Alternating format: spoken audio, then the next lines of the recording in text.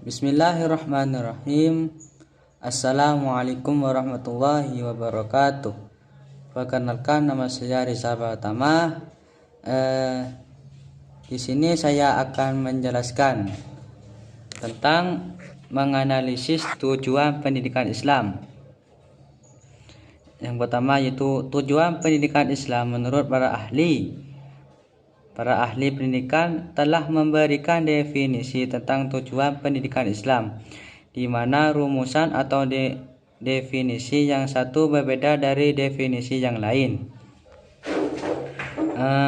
Meskipun demikian, pada hakikatnya rumusan dari tujuan pendidikan Islam adalah sama, mungkin hanya redaksi dan penekanannya saja yang berbeda.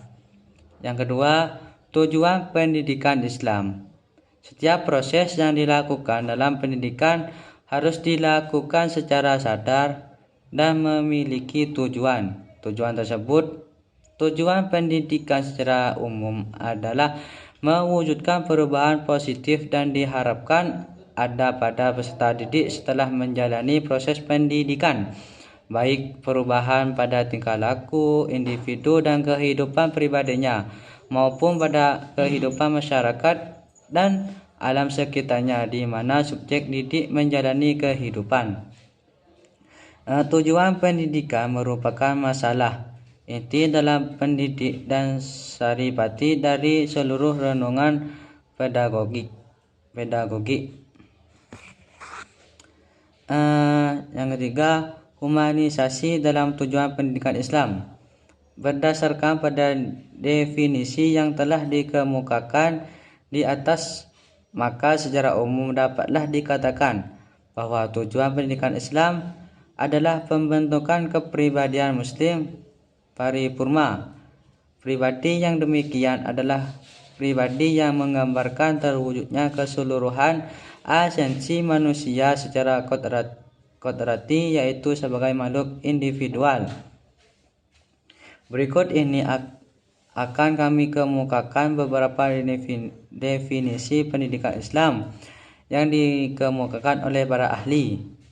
Yang pertama, Naquib Al-Attas. Yang kedua, Abdul Ar-Rahman Saleh Abdullah. Yang ketiga, Muhammad Atiyah Al-Abrashi. Yang keempat, Ahmad Fuad Al-Ahwani. Yang kelima, Abdul Ar-Rahman An-Nahlawi. Yang keenam, Abdul Fattah Jalal. Yang ketujuh, Umar Muhammad At-Taumi Asy-Syaibani.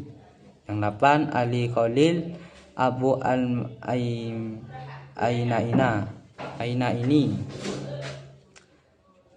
Lanjut, tujuan dan prinsip-prinsip pendidikan Islam.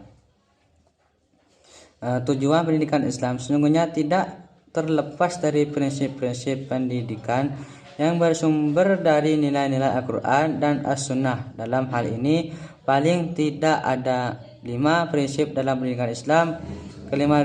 Kelima prinsip tersebut adalah: yang pertama, prinsip integrasi. Yang kedua, prinsip keseimbangan. Yang ketiga, prinsip persamaan dan pembebasan. Yang keempat, prinsip kontinuitas dan berkelanjutan, istiqomah istiqomah. Yang terakhir, prinsip kemaslahatan dan keutamaan. Lanjut, kesimpulannya yaitu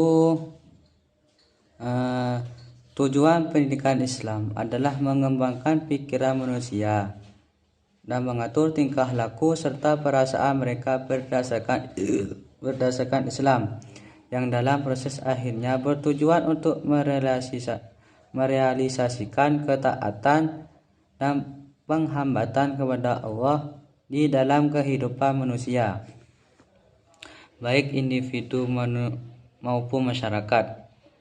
Dan tujuan pendidikan Islam juga membimbing dan membentuk manusia menjadi hamba Allah yang soleh, teguh imannya, taat beribadah dan berakhlak terpuji, dan mengungkapkan bahwa tujuan pokok pendidikan Islam mencangkup tujuan jasmaniah, tujuan rohaniah, dan tujuan mental.